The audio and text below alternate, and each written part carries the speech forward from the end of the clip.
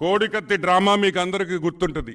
I think October 12th, 2018 Kodikathi drama అక్టోబర్లో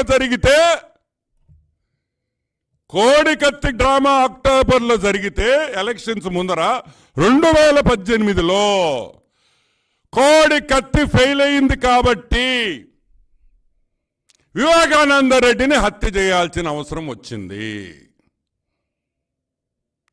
కోడికత్తి case fail అయింది కాబట్టి, జనాలు నమ్మలేదు కాబట్టి, సొంత చిన్నాయన్ని వైఎస్ వివేకానంద రెడ్డిని 2019లో ఎలక్షన్లో గెలిచేదానికి, వైఎస్ జగన్మోహన్ రెడ్డి ముఖ్యమంత్రి అయ్యేదానికి వివేకానంద రెడ్డి బలి అయ్యాడు అనేది వాస్తవం.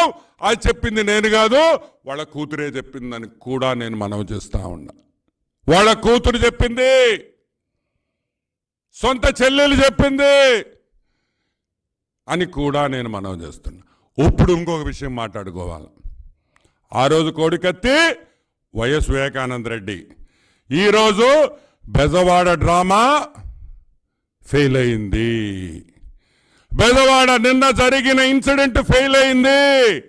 జనాలకు అర్థమైపోయింది ఇది పెద్ద డ్రామా అని.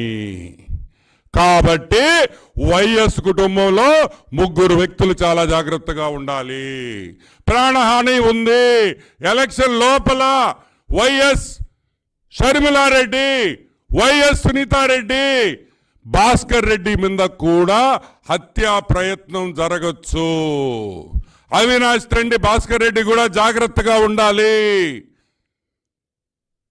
ఆయనను కూడా ప్రాణహాని ఉందని కూడా నేను మనవి చేస్తున్నా.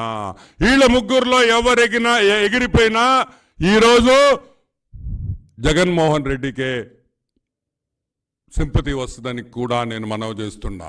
ఆ కేసు కూడా చంద్రబాబు నాయుడే కావాలని వీళ్ళ 3 మీద హత్య చేయించాడని, దానివల్ల జగన్మోహన్ రెడ్డిని ఇరికించొచ్చని అనే ప్లానింగ్ కూడా జరుగుతుంది. కాబట్టి వైఎస్ కుటుంబ సభ్యులందరూ చాలా జాగ్రత్తగా ఉండాలి.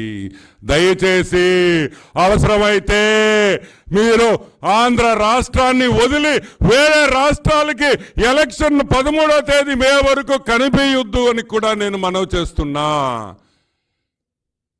కనిపించొద్దు. మే 13 వరకు దాంకోండి వేరే రాష్ట్రాల్లో. హైదరాబాద్ కూడా వద్దు, దూరపు ప్రాంతాలకు వెళ్ళి దాంకోండి అని కూడా మేము మనం చేస్తున్నాం. మీకు అందరికీ మా చెన్నుపాటి గాంధీ గుర్తున్నాడా? విజయవాడలో జరిగిన ఇన్సిడెంట్. మిస్టర్ జగన్మోహన్ రెడ్డి